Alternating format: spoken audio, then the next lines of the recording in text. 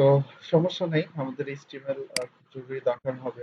তো যখন দরকার হবে তখন আমি আপনাদের কিন্তু ট্যাগ করব। ঠিক আছে, যে আপনারা এটা পারেন কিনা, এটা পারেন কিনা, এটা জানেন কিনা, এটা আপনাদেরকে বলবো। ওকে, আচ্ছা। তো চলুন আজকে আমরা কিওয়ার্ড রিভিলারটা শুরু করি বা কিওয়ার্ড রিসার্চটা শুরু করি। শিওর, বলেন। হুম, হুম,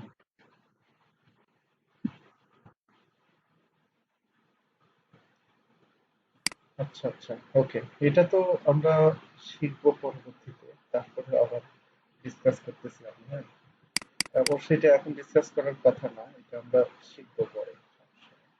তারপরে আমি বলি অনসাইট ফ্যাক্টর মানে হচ্ছে অন পেজ এসইও। ঠিক আছে, অন পেজ এসইও একটা ওয়েবসাইটের ভেতরে অন পেজের কাজ কতটুকু করা আছে। তো ধরেন আমরা এখান থেকে যদি একটা ওয়েবসাইটের অ্যাড্রেসে যাই, যেমন এখন প্রথম আলো। তো প্রথম আলোর ওয়েবসাইটের পেজ সোর্স যদি আমরা একটু দেখি কন্ট্রোল ইউ দিয়ে, তাহলে দেখেন আমরা এই সাইটের এইচটিএমএল এর স্ট্রাকচারটা দেখতে পারবো। তো প্রত্যেকটা সাইটেরই এইচটিএমএল এর স্ট্রাকচার কেমন হয়, একটা হেডিং থাকে। সরি, প্রথমে এইচটিএমএল দিয়ে শুরু হয়, তারপরে হেড থাকে, তারপরে বডি থাকে। হেডের মধ্যে কি থাকে, টাইটেল বা মেটা। তো এই যে দেখেন, এটা হচ্ছে টাইটেল পোর্শন। টাইটেল ট্যাগটা শুরু হয়েছে, এই যে টাইটেল ট্যাগটা শেষ হয়ে গেছে। তারপরে মেটা ট্যাগ শুরু হয়েছে। মেটা নেম, দুই ধরনের মেটা এসইও তে দরকার হয়, একটা হচ্ছে মেটা ডিসক্রিপশন আর একটা হচ্ছে মেটা টাইটেল। মেটা কিওয়ার্ডও আছে, অনেকে মেটা কিওয়ার্ডও ব্যবহার করে, যে মেটা নেম ইকুয়াল টু কিওয়ার্ড। তো এই যে দেখেন ওয়েবসাইটের ভেতরে আমরা যে কাজগুলো করতেছি, আমরা সাইটের টাইটেল অপটিমাইজ করতেছি, আমরা সাইটের মেটা অপটিমাইজ করতেছি, হ্যাঁ, এই কাজগুলোকে আমরা বলবো হচ্ছে অন পেজ এসইও কাজ। তো অন সাইট ফ্যাক্টর মানে হচ্ছে এটাই, যে আপনার সাইটের অন পেজ এসইও বা ভেতরের স্ট্রাকচারের এসইও কতটুকু করা আছে। এখন বুঝতে পারছেন? হ্যাঁ, সেটাই, এখনো বুঝবেন না এটা, কারণ এটা এখন বুঝার ব্যাপারও না, বা এটা এখন আলোচনার টপিকও না। ঠিক আছে, তো আমরা অন পেজ এসইও শিখলে কা বুঝবো যে অন সাইট ফ্যাক্টরটা কি। তো আমরা তো এখনো পর্যন্ত অন পেজ এসইও শিখিই নেই পুরোপুরি, হ্যাঁ? Okay. তো আজকে আমাদের শেখার কথা হচ্ছে যে কিওয়ার্ড কি, কিওয়ার্ড কিভাবে কাজ করে, হ্যাঁ। তো দেখেন এসইওর স্টেপ গুলো একটু দেখি। এসইওর প্রথম স্টেপ হচ্ছে টপিক রিসার্চ, দ্বিতীয় স্টেপ হচ্ছে কিওয়ার্ড সিলেকশন বা এলএসআই, কিওয়ার্ড খুঁজে বের করা। এলএসআই মানে হচ্ছে ল্যাটেন্ট সিমেন্টিক ইন্ডেক্সিং কিওয়ার্ড। তো এই কিওয়ার্ড সিলেকশনটাই মেইন বিষয়, টপিকটা আসলে সবাই বের করতে পারে। যেমন ধরেন আমি এসইও নিয়ে কাজ করি, এটা একটা টপিক। তো একজন ক্লায়েন্ট সে ক্লিপিং পাথ নিয়ে কাজ করবে, ওটা একটা টপিক। তো এটা আসলে কোনো ব্যাপার না, টপিক রিসার্চটা। তো টপিক রিসার্চটা এখন আমি ডিটেলসে আলোচনা করছি না। তো টপিক রিসার্চটা আসলে আপনারা আমার ইউটিউব চ্যানেলের মধ্যে আপনারা পেয়ে যাবেন। আমি একটু আমার ইউটিউব চ্যানেলটা দেখা দিচ্ছি আপনাদের। এখানে কিওয়ার্ড রিসার্চ নিয়ে পুরো ভিডিও দেওয়া আছে, এবং আজকের যে ক্লাসটা হবে, আহ, এই ক্লাসটা আপনারা হচ্ছে ওইখান থেকেও দেখতে পারবেন, হ্যাঁ। অথবা আপনারা ইউটিউবে যদি সার্চ করেন যে keyword research Bangla tutorial, search করলে হবে যে keyword research, keyword research Bangla tutorial 2020 বা 2000, sorry, keyword research Bangla tutorial, যেটা লিখে সার্চ করেন না কেন আমার ভিডিওটা ইউটিউবে পাবেন। এই যেটা আমার ভিডিও, হ্যাঁ। তো আমি আসলে ইউটিউবে ভিডিও ছাড়ি না, আপনারা জানেন যে আমি ইউটিউবে ভিডিও ছাড়ি না। তো আমি যদিও ইউটিউবে দুই একটা ভিডিও ছাড়ি, তাহলে আমার ভিডিওটা অ্যাটলিস্ট ইউটিউবে দেখতে পারবেন। প্রথম 3 জনের মধ্যে 4 জনের মধ্যে দেখতে পারবেন আমাকে। ঠিক আছে, তো যদি ছাড়তাম আর কি, তাহলে ইউটিউবে একটা প্রেজেন্স দেখতে পারতাম। তো আমার কেন জানি ভালো লাগে না ইউটিউবে ভিডিও ছাড়তে, এই জন্য আমি ভিডিও ছাড়ি নাই। যাই হোক, তো এই একটা ভিডিও আমার দেওয়া আছে এখানে কিওয়ার্ড রিসার্চ এবং টপিক রিসার্চ নিয়ে খুব সুন্দরভাবে আমি আলোচনা করছি, হ্যাঁ, একবারে এ টু জেড আলোচনা করছি টপিক রিসার্চ নিয়ে। তো কিভাবে টপিক রিসার্চ করে আপনারা ভিডিওটা ভালো করে দেখে নেবেন, আজকের ক্লাসটা করলে তো আপনারা অনেক কিছু শিখবেন, পাশাপাশি ভিডিওটা আবার দেখে নেন, তাহলে আপনাদের অনেক আহ, জানা হবে আরো, হ্যাঁ। ওকে, তো টপিক রিসার্চ নিয়ে আর কিছু বললাম না, আমরা ডিরেক্ট কিওয়ার্ড সিলেকশনে চলে যাই। তো কিওয়ার্ড সিলেকশনে গেলে আমাদের আগে বুঝতে হবে যে কিওয়ার্ডটা কি। কিওয়ার্ডটা হচ্ছে আমাদের আহ, মূলত একটা মানে ওয়ার্ড, যেটা দিয়ে আসলে আমরা গুগলে সার্চ করি, তাই না? অথবা ভিজিটর গুগলে সার্চ করে, সেটা হচ্ছে কিওয়ার্ড। তো সেই সমস্ত কিওয়ার্ডই আমাদের সাইটের জন্য সিলেক্ট করতে হবে, যে সমস্ত কিওয়ার্ডের ভ্যালু আছে। আমরা এমন একটা কিওয়ার্ড নিলাম যেটা দিয়ে মানুষ আসলে সার্চই করে না, তো ওটা দিয়ে আমাদের সাইট গুগলে র্যাঙ্ক করার কোনো লাভ আছে বলেন তো? তো আমাদের সেই সমস্ত কিওয়ার্ড দিতে হবে যে কিওয়ার্ড গুলো দিয়ে আদৌ গুগলে সার্চ করা হয়, এবং যে কিওয়ার্ড গুলোর একটা সার্চ ভলিউম আছে, যে কিওয়ার্ড গুলোর চাহিদা আছে। তো মানুষ সার্চ করে না এরকম জিনিস নিয়ে কাজ করে কোনো লাভ নাই। যেমন ধরেন বিডি জবস, এই কথাটা লিখে কিন্তু হাজার হাজার মানুষ গুগলে সার্চ করে, তাই না? আবার দেখা যাচ্ছে এমন একটা কিওয়ার্ড আছে যে কিওয়ার্ডটা লিখে মানে ধরেন আমি একটা কিওয়ার্ড দিলাম যে online jobs portal site BD হাবিজাবি, এ ধরনের কিছু কিওয়ার্ড আমি বলতেছি। এ ধরনের বিষয় লিখে মানুষ দেখে একটা সার্চ টার্চ করে না।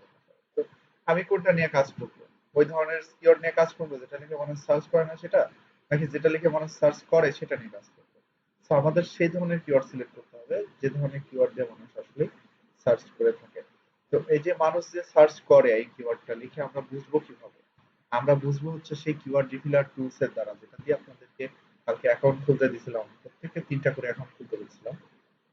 তো সেই কিওয়ার্ড রিফিলার সফটওয়্যারের দ্বারাই আসলে আমরা বুঝবো যে ওই কিওয়ার্ডের সার্চ ভলিউমটা কেমন, বা ওই কিওয়ার্ড দিয়ে আদৌ মানুষ সার্চ করে কিনা।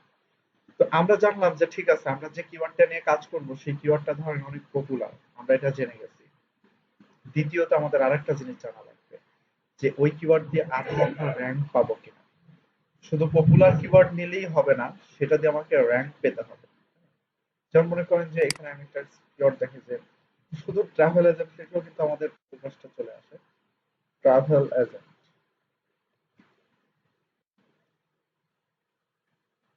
শুধু ট্রাভেল এজেন্ট লিখলে আমাদের অবকাশটা চলে আসে। তো আজ থেকে ঠিক 6 মাস আগে কিন্তু এটা আসতো না। এই সাইটের কাজ আমি করেছি, আমি আপনাদের মাধ্যমে বলছি। তো এটা দিয়ে কিন্তু র্যাঙ্ক পাওয়া এত কঠিন মানে এত সহজ না, অনেক কঠিন বিষয় এটা দিয়ে। এই শুধু ট্রাভেল এজেন্ট লিখে বলে র্যাঙ্ক আসা। তো এইখানে এটা কি একটা ভালো কিওয়ার্ড? এই কিওয়ার্ডের কম্পিটিশন কেমন হতে পারে তাহলে চিন্তা করছেন? বাংলাদেশে যারা আছে, যারা ট্রাভেল এজেন্সি আছে, সবাই এই কিওয়ার্ড দিয়ে গুগলে র্যাঙ্ক করার চেষ্টা করতেছে। তার মানে কি আমি এখানে বুঝে যাচ্ছি যে কিওয়ার্ডের কম্পিটিশনটা কেমন হতে পারে? আমি কিন্তু ইনস্ট্যান্ট আন্দাজ করে ফেললাম। দ্বিতীয়ত আমি আরো কনফার্ম হব সেই কিওয়ার্ড রিসার্চ টুলস এর দ্বারা, এবং আমি শিওর হব যে কিওয়ার্ডের কম্পিটিশন কেমন, লো নাকি মিডিয়াম নাকি হাই। তো ডেফিনেটলি আমরা চেষ্টা করব লো কম্পিটিশনে কিওয়ার্ড গুলো নিয়ে প্রথমে কাজ করার। প্রথমে আমরা হাই কম্পিটিশনে কিওয়ার্ড নেব না, কারণ এটা অনেক হাই কম্পিটিশনে কিওয়ার্ড হবে। যদি এটার সার্চ ভ্যালু অনেক বেশি থাকার কথা, এবং এটা খুব পপুলার একটা কিওয়ার্ড, হ্যাঁ, এবং এটা মেইন একটা টার্গেটেড কিওয়ার্ড, কিন্তু এটা দিয়ে আসলে র্যাঙ্ক পাওয়া পসিবল না শুরুতে। তো আমাদের তাহলে কি করা উচিত? আমাদের এইরকম একটু লং টেইল কিওয়ার্ড গুলো নেওয়া উচিত। বেস্ট ট্রাভেল এজেন্সি বাংলাদেশ, বা ট্রাভেল এজেন্সি বাংলাদেশ, বা best travel agency Dhaka Bangladesh, এই ধরনের কিওয়ার্ড গুলো আমরা শুরুতে নেওয়ার চেষ্টা করব, যে কিওয়ার্ড গুলো সার্চ ভলিউমও আছে, আবার কম্পিটিশনও তুলনামূলকভাবে একটু কম। বুঝতে পারছেন? কারণ শুরুতেই যদি আপনি হাই কম্পিটিশনে কিওয়ার্ড নিয়ে গুগলে র্যাঙ্ক করার চেষ্টা করেন, এক চোখ বন্ধ করে আপনি গুগলে র্যাঙ্ক পাবেন না। আপনাকে অনেক সময় কাজ করতে হবে, 1 বছর 2 বছর পার হয়ে যেতে পারে আপনার র্যাঙ্ক আস্তে আস্তে। ঠিক আছে? তো বোকামির কাজ হবে আমাদের এই ধরনের কম্পিটিশন যুক্ত কিওয়ার্ড নিয়ে কাজ করা। আমাদের একটু লো কম্পিটিশনে কিওয়ার্ড গুলো রিসার্চ করে বের করতে হবে যে কোন কিওয়ার্ডটার সার্চ ভলিউমটা তুলনামূলকভাবে একটু বেশি, আবার কোন কিওয়ার্ডটার মানে ইয়েটাও একটু কম, কম্পিটিশনটা একটু তুলনামূলকভাবে কম। তো অ্যাটলিস্ট 2020 সালে এসে লো কম্পিটিশনের কিওয়ার্ড পাওয়া খুব কঠিন। অ্যাটলিস্ট আমরা একটু হাই কম্পিটিশনের কিওয়ার্ড না নিলেও আমরা মিডিয়াম কম্পিটিশনের কিওয়ার্ড গুলো নেওয়ার চেষ্টা করবো। ঠিক আছে? এই, আমি জাস্ট এখানে উদাহরণ দিচ্ছি, হ্যাঁ। তো এখানে সেটাই বলা হয়েছে, find the best keyword with good search volume. সেই সমস্ত কিওয়ার্ড খুঁজে বের করতে হবে যে সমস্ত কিওয়ার্ডের সার্চ ভলিউম অনেক ভালো অ্যান্ড লো কম্পিটিশন, এবং কম্পিটিশনটা অনেক কম। ঠিক আছে? হবে। কিওয়ার্ড মূলত 2 ধরনের হয়, একটা হচ্ছে কমার্শিয়াল ইন্টেন্ট, একটা হচ্ছে নন কমার্শিয়াল ইন্টেন্ট বা বাইং ইন্টেন্ট। তো এটা বোঝার আগে আমরা এখান থেকে এটা একটা দেখে আসি, কিওয়ার্ডের টাইপস গুলো দেখে আসি। কিওয়ার্ডের টাইপস হচ্ছে মূলত তিন প্রকার। একটা হচ্ছে জেনারিক কিওয়ার্ড বা মেইন কিওয়ার্ড, যেমন আমরা ট্রাভেল এজেন্সি লিখে সার্চ করছিলাম বা ট্রাভেল এজেন্ট লিখে সার্চ করছিলাম, ওইখানে মেইন কিওয়ার্ড কোনটা বলেন তো? মেইন কিওয়ার্ড হচ্ছে ট্রাভেল, তাহলে, তাই না? আচ্ছা, দ্বিতীয় যেটা সেটা হচ্ছে ব্রড ম্যাচ কিওয়ার্ড আর বডি কিওয়ার্ড, যেটাকে আমরা মানে অন্য ভাষায়, আমাদের ভাষায় বলি এটাকে আমরা মিডিয়াম টেইল কিওয়ার্ড। এটা হচ্ছে শর্ট টেইল কিওয়ার্ড, এটা হচ্ছে মিডিয়াম টেইল কিওয়ার্ড। লাস্টের যেটা দেখতে পাচ্ছি এটা হচ্ছে লং টেইল কিওয়ার্ড বা এক্সাক্টনেস কিওয়ার্ড। তো এই তিন ধরনের কিওয়ার্ড সম্বন্ধে আমাদের আইডিয়া থাকতে হবে। একটা হচ্ছে শর্ট টেইল, একটা হচ্ছে মিডিয়াম টেইল, আর একটা হচ্ছে লং টেইল। তো এখানে অবশ্যই ভালো করে ভেবে দেখবেন যে কোন কিওয়ার্ডটার কম্পিটিশন বেশি হতে পারে বলেন এটার মধ্যে, তিনটার মধ্যে। ডেফিনেটলি শর্ট টেইল কিওয়ার্ডের কম্পিটিশনটা বেশি হবে। আর শুধু ওয়াচ শব্দ দিয়ে আমরা কখনোই আমাদের সাইট র্যাঙ্ক করাতে পারবো না। তো আমাদের কিওয়ার্ডটাকে একটু লং করার চিন্তা করতে হবে, ঠিক আছে?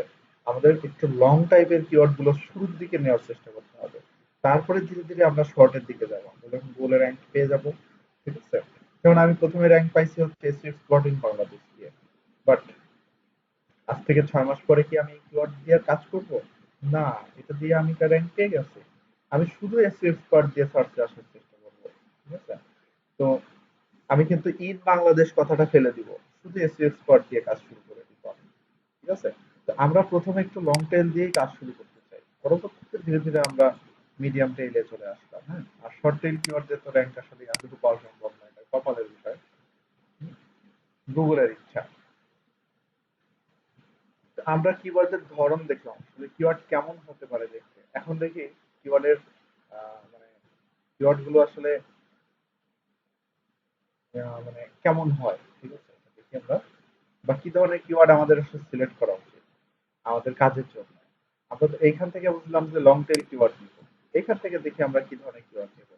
দুই ধরনের কিওয়ার্ড আছে, একটা হচ্ছে নন কমার্শিয়াল ইন্টেন্ট কিওয়ার্ড, একটা হচ্ছে কমার্শিয়াল ইন্টেন্ট কিওয়ার্ড বা বাইং ইন্টেন্ট কিওয়ার্ড। এই ধরনের কিওয়ার্ড গুলোর চেহারা হয় হচ্ছে এরকম: what is plus keyword, how to plus keyword. তো what is plus, how to plus, এই ধরনের বিষয়গুলো মানে আপনারা ইতিমধ্যে বুঝতে পারছেন যেগুলো সমস্ত কিছু ইনফরমেটিভ কিওয়ার্ড।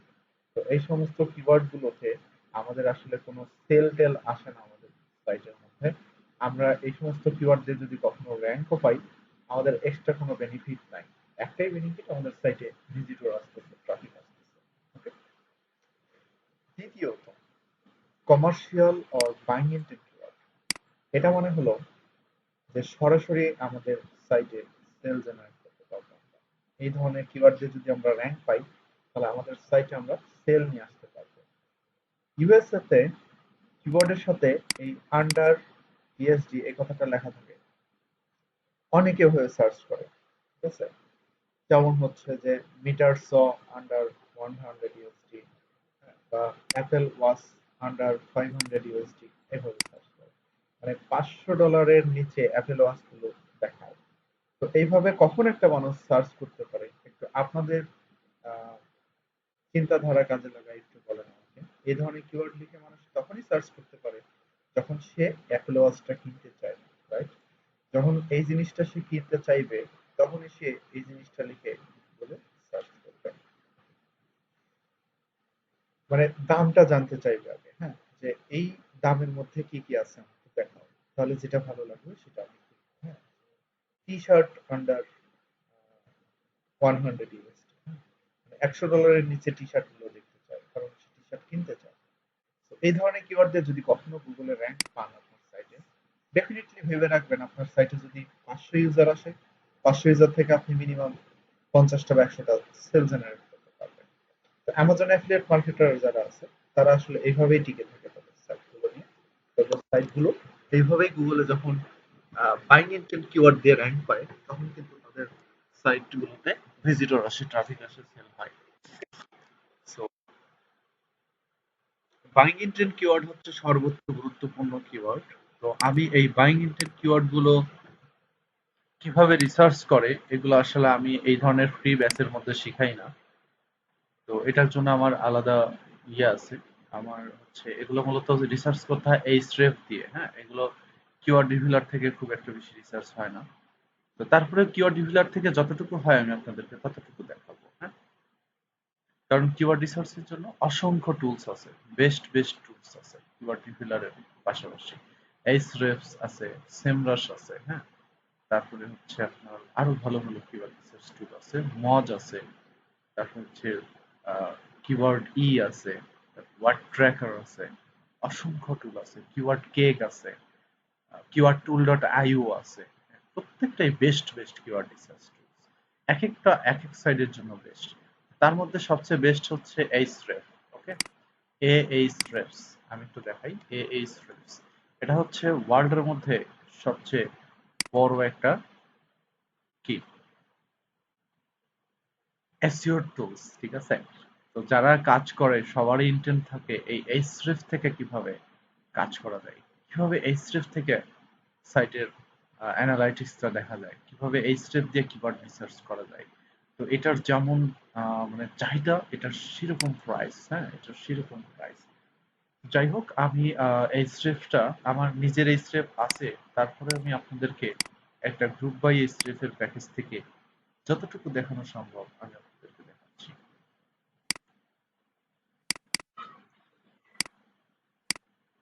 তাহলে অ্যাটলিস্ট আপনাদের কিওয়ার্ড সম্বন্ধে ধারণা চলে আসবে।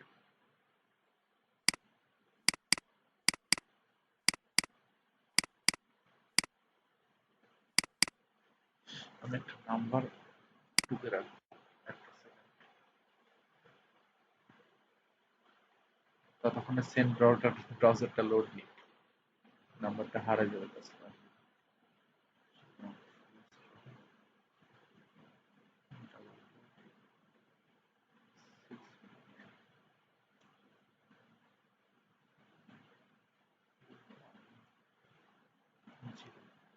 আমার আসলে আজকে গুগল থেকে একটা কল আসছিল, উনি এসিও করাবে ওনার সাইটে, নাম্বারটা আমি ইনস্ট্যান্ট টুকে রাখলাম, তাছাড়া হারাই যেতে পারে। ওকে, হ্যাঁ, এখানে আমি ঢুকলাম। ব্রাউজারটার নাম হচ্ছে সেন্ট ব্রাউজার। এখন যদি আমি SEO tools,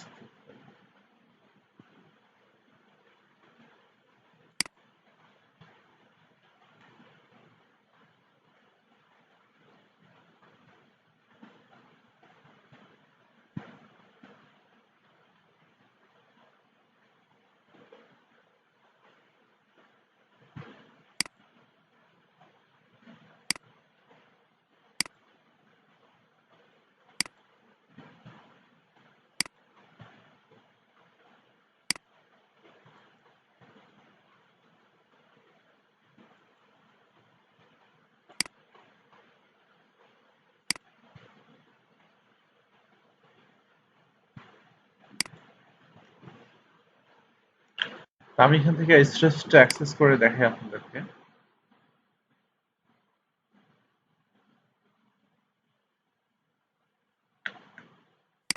keyword explorer, domain research, keyword explorer, content explorer, keyword explorer. তো এটা হচ্ছে এইচরেফের কিওয়ার্ড এক্সপ্লোরার। তো এই কিওয়ার্ড এক্সপ্লোরার থেকে আসলে আমরা কিওয়ার্ড রিসার্চ করতে পারবো, ঠিক আছে?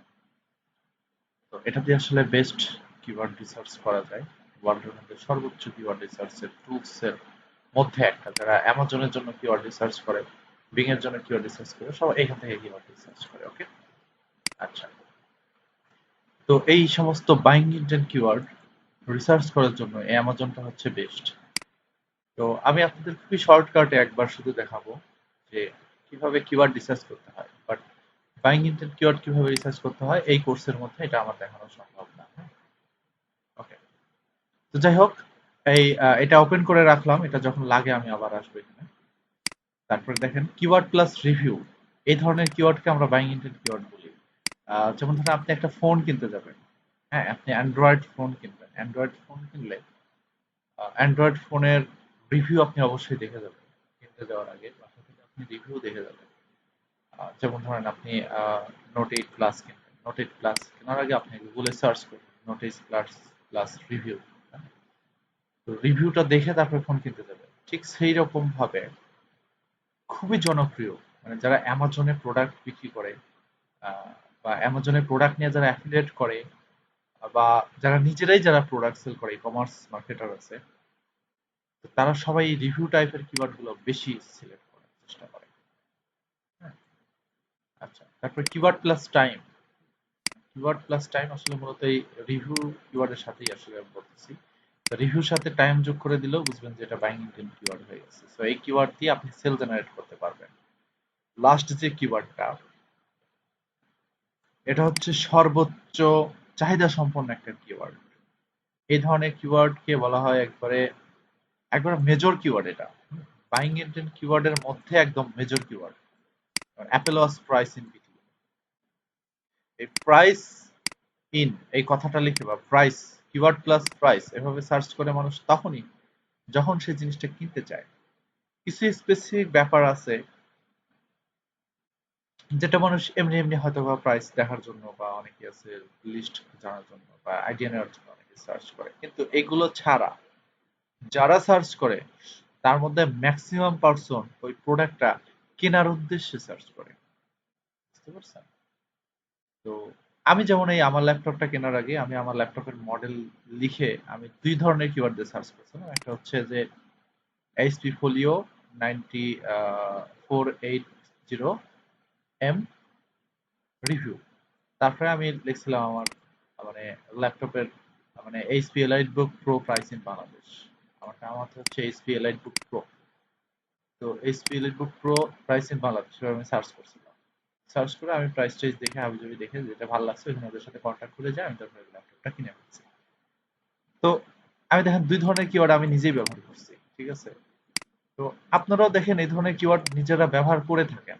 যদি আমি যদি মানে আপনাদেরকে বলি যে আপনারা কোনো প্রোডাক্ট কেনার আগে এইভাবে সার্চ করেন না, তাহলে আসলেই ভুল হবে। কারণ আপনারা হয় ইউটিউবে সার্চ করেন নাহলে গুগলে সার্চ করেন। যারা ব্যবহার করেন না, যারা অনলাইন থেকে কেনাকাটা করেন, আমি তাদের কথা বলতেছি। আর যারা অফলাইনে কিনেন তাদের তো এইসব কিছুই সার্চ হয় না। সো লিস্ট আপনারা বুঝে রাখেন যে এগুলো হচ্ছে বাইং ইন্টেন্ট কিওয়ার্ড। সো আপনাকে কিন্তু ক্লায়েন্ট এই ধরনের কাজ দিতে পারে, অথবা নিজেদের অ্যাফিলিয়েট মার্কেটিং এর সাইট যদি আপনারা করেন, অথবা নিজেদের যদি ই কমার্স বিজনেস থাকে, নিজেদের ই কমার্স সাইটের জন্য এই ধরনের কিওয়ার্ড রিসার্চ করার চেষ্টা করবেন অলওয়েজ। ঠিক আছে? এই ধরনের কিওয়ার্ড খুঁজে বের করবেন যে ধরনের কিওয়ার্ডের সাথে এই বেস্ট কথা লেখা আছে, যে ধরনের কিওয়ার্ডের সাথে রিভিউ কথা লেখা আছে, টাইম লেখা আছে, প্রাইস লেখা আছে, এই ধরনের কিওয়ার্ড গুলো খুঁজে বের করার চেষ্টা করবেন। তাহলে দেখবেন যে আপনার সাইট যদি এই ধরনের কিওয়ার্ডে র্যাঙ্ক হয়, বিলিভ করেন আপনার ওই ই কমার্স সাইটের সেল নিয়ে আর চিন্তা করা লাগবে না। আচ্ছা, তো আশা করি আমরা কিওয়ার্ডের একটা আইডিয়া পেয়ে গেলাম। এখন আমরা একটু দেখি যে কিওয়ার্ড কিভাবে পিক করব। কিওয়ার্ড পিক করার রুলস কি? তো কিওয়ার্ড পিক করার রুলসটা দেখার আগে আসলে আমাদের কিওয়ার্ড রিসার্চ টুলসে যেতে হবে। তারপরে আমরা কিওয়ার্ড রিসার্চ টুলসে গিয়ে আমরা কিছু কিওয়ার্ড দেখে এসে তারপরে আমরা এখান থেকে পিক করব। তো তার আগে আমি আরেকটা জিনিস একটু আপনাদেরকে দেখাই। এখানে দেখেন একটা জিনিস লেখা আছে, একটা হচ্ছে পিএ, একটা হচ্ছে ডিএ। আমরা একটু জানি পিএ কি, ডিএ কি। পিএ মানে হচ্ছে পেজ অথরিটি। পেজ অথরিটি আর পেজ অথরিটি কি? পেজ অথরিটি হচ্ছে মজের দেওয়া একটা স্কোর। মজ কি? মজ হচ্ছে একটা সফটওয়্যার, এসইওর একটা সফটওয়্যার। হ্যাঁ, তো মজের আহ, মজের ব্লগ হচ্ছে ওয়ার্ল্ডের মধ্যে বেস্ট এসইও ব্লগ। মজের ব্লগ থেকে আপনি একবারে এসইও ভালোভাবে শিখতে পারবেন। এবং এখানে ওয়ার্ল্ডের টপ লেভেলের এসইও এক্সপার্টরা, ডিজিটাল মার্কেটাররা এখানে এসে লেখালেখি করে। সো ওদের আর্টিকেল গুলো দেখে অনেক কিছু জানতে পারা যায়, শেখা যায়। ইভেন মজ দিয়ে অনেক কিছু করা যায়। একটা সাইটের পুরো এসইও ডাটা অ্যানালাইসিস করা যায়। মজ দিয়ে কিওয়ার্ড রিসার্চ করা যায়। হ্যাঁ, মজ দিয়ে একটা সাইটের এসইও কতটুকু করা হয়েছে সেটা অডিট করা যায়, এবং সমস্যাগুলো ধরা যায়, সমাধান করা যায়, অনেক কিছু করা যায় মজ দিয়ে। তো আমরা একটু পরেই মজ দেখবো। তো এই পেজ অথরিটি হচ্ছে মজের দেওয়া একটা স্কোর, যে স্কোরটা আসলে প্রেডিক্ট করে যে ওই সাইটটা বা ওই পেজটা কত সহজে গুগলে র্যাঙ্ক করবে। এই স্কোরটা হয় 1 থেকে 100 পর্যন্ত। তো যার স্কোর যত বেশি, তার মানে হলো সেই সাইটটা তত সহজে গুগলে র্যাঙ্ক করবে, বা সেই সাইটটা গুগলে র্যাঙ্ক করার পসিবিলিটি তত বেশি। আবারও বলতেছি, যে সাইটের পেজ অথরিটি যত বেশি, তার মানে হলো সেই সাইটটা গুগলে র্যাঙ্ক করার পসিবিলিটি তত বেশি। ঠিক আছে? তো আমরা যখন একটা নতুন সাইট খুলবো আমাদের পেজ অথরিটি কিন্তু একবারে 1 থাকবে। সো এই 1 থেকে ধীরে ধীরে পেজ অথরিটিটা আমাদের বাড়াতে হবে, হ্যাঁ? তো পেজ অথরিটিটা কিভাবে বাড়ায় আমরা পরবর্তীতে জানবো। আবার নাও এই কোর্সের মধ্যে থাকতে পারে, আমি শিওর না, কারণ আমি আপনাদের এই কোর্সের আউটলাইনটা একটু মডিফাই করব।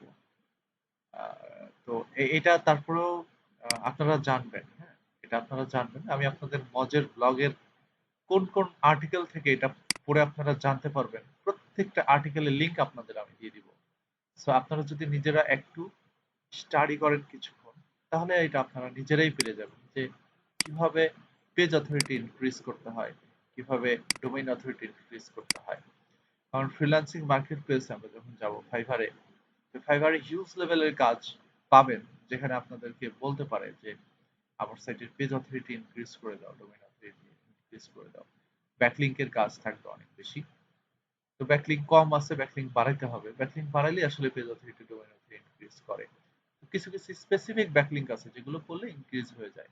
সো আমি আপনাদেরকে সমস্ত সোর্স দিয়ে দেবো, আপনারা এটা শিখে নিতে পারবেন। যদি আমি সময় নাও নাও পাই, আমি যদি কাভার নাও করতে পারি, অ্যাটলিস্ট আপনাদেরকে আমি এটার ইয়েটা দিয়ে দেবো, সোর্স দিয়ে দেবো। তো পিএ মানে হচ্ছে পেজ অথরিটি, আর ডিএ মানে হচ্ছে ডোমেইন অথরিটি। ওকে?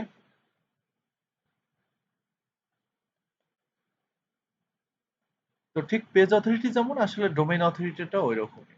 পেজ অথরিটি হচ্ছে যে একটা পেজ কত সহজে গুগলে র্যাঙ্ক করবে, আর ডোমেইন অথরিটি মানে হচ্ছে যে একটা ডোমেইনের র্যাঙ্ক করার পসিবিলিটি কেমন। ডোমেইন অথরিটি যত বেশি হবে তত ভালো। ঠিক আছে? তো এই হচ্ছে বিষয়। এখন আরেকটা বিষয় একটু খেয়াল করে দেখেন যে ধরেন আমরা একটা কিওয়ার্ড দিয়ে গুগলে র্যাঙ্ক র্যাঙ্ক চাচ্ছি, মনে করেন যে স্টাডি ইন চায়না। এটা দিয়ে সার্চ করার পরে গুগলে যারা টপ 10 এর মধ্যে র্যাঙ্ক করতেছে, এই 10 জনই তো আমার কম্পিটিটর, রাইট? এই 10 জন কম্পিটিটরকে কি করতে হবে? সরাইতে হবে, টপকাইতে হবে, আমার সাইটকে এখানে আনতে হবে। তাহলে আমার সাইট এখানে আনতে গেলে আমার দুইটা জিনিস কিন্তু মাথায় রেখে কাজ করা লাগবে। একটা হচ্ছে এই কিওয়ার্ডের কম্পিটিশন কেমন, দুইটা হচ্ছে এখানে যারা র্যাঙ্ক করে আছে তাদের অবস্থানটা কেমন আসলে। মনে করেন আমি সহজ ভাষায় বুঝাই, ধরেন নির্বাচন হবে, হ্যাঁ? তো নির্বাচনে ধরেন যে আহ, খুব ভালো ভালো প্রার্থী আছে, হ্যাঁ? খুব ভালো ভালো প্রার্থী যারা স্ট্রং, 4-5 বার মনে করেন যে ভোটে দাঁড়ায় তারা জয়ী হয়েছে, হওয়ার পরে সেই সমস্ত পিপুল কম্পিটিশনে আছে।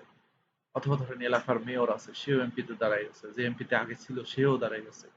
আরেকজন আবার সেই লেভেলের সমাজ সেবক, সেও দাঁড়ায় গেছে। আপনি কনফার্ম জানেন যে ভোট যদি পায় সব ভাগ যোগ করে ওরাই পায় যাবে, বা ওদের মধ্যেই কম্পিটিশন হয়, হয়তো বা কেউ একজন যাবে। তো সেখানে মনে করেন যে আপনার কিছুই নাই, আপনি একজন একবারে সাধারণ মানুষ। তো আপনি ওইখানে যদি আপনি ভোটে দাঁড়ান, আপনার লাভ আছে দাঁড়ায় বলেন তো? আপনি জানেন যে আপনি নিশ্চিত হেরে যাবেন।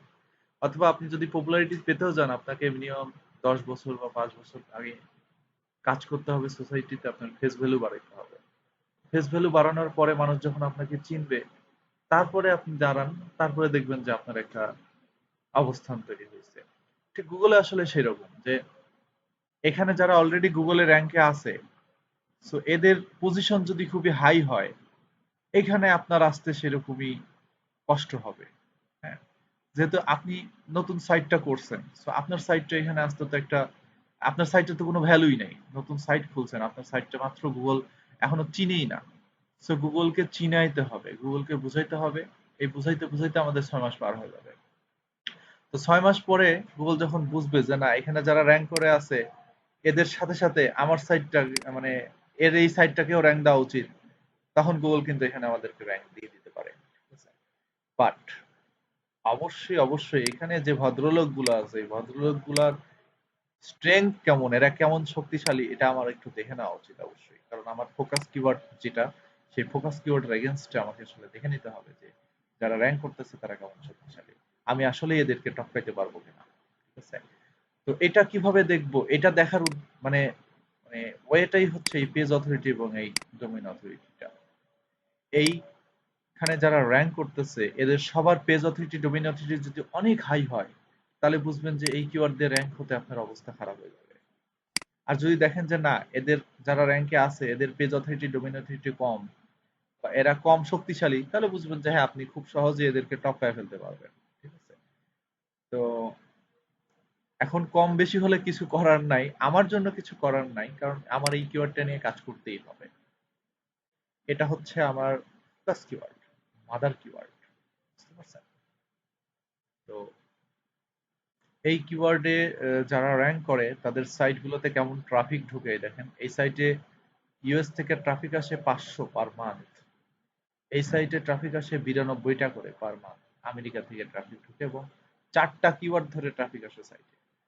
তো এখানে আমি অনেক কিছু ডাটা এক্সট্রা দেখতে পাচ্ছি, যেগুলো হয়তো আপনারা নাও দেখতে পারেন। হ্যাঁ, তো আমি আরো কিছু ডাটা এখানে আমি শো করাই, তাহলে আপনাদের জন্য আরো ভালো হবে। আমি এখানে একটা এক্সটেনশন ব্যবহার করব। দেখেন, এক পেজ অথরিটি, ডোমেইন অথরিটি বোঝাতে গিয়ে এবং এদের এখানকার স্ট্রেংথ বোঝাতে গিয়ে আমি কত কথা বলতেছি। আমরা কিন্তু এখনো মূল ক্লাসের মধ্যে ঢুকি নাই। হ্যাঁ, আচ্ছা, আমরা এখন গুগল ক্রোমে একটা এক্সটেনশন অ্যাড করবো, কেন হচ্ছে এসইও কোয়াক।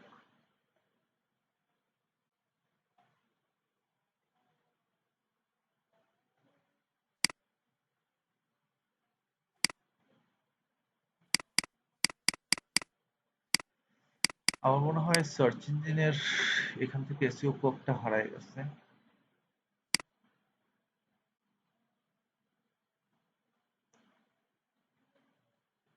এই যে আমরা পেয়ে গেছি এসইও কোয়াক।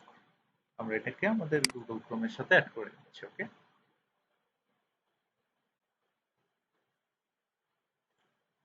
সিআরএক্স ফাইলটা ডাউনলোড হচ্ছে।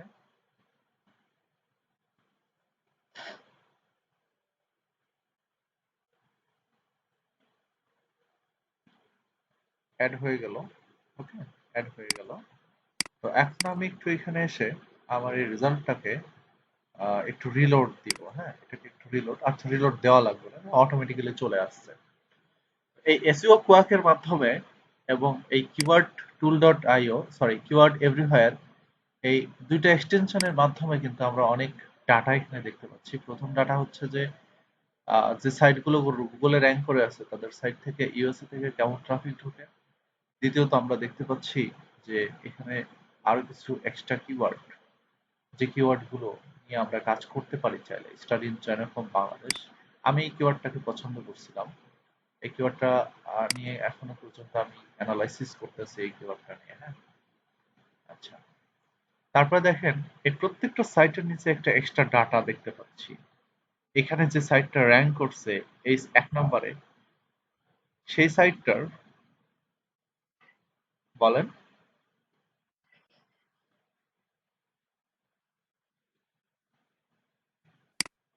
ওকে, এটা হচ্ছে এসইও কোয়াকের লিংক।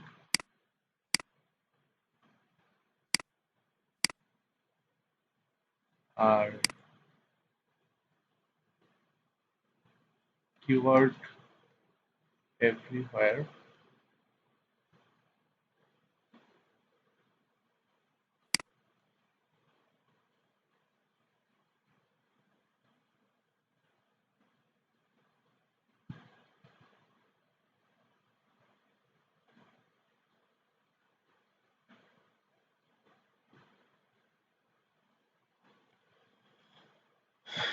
কি ব্যাপার?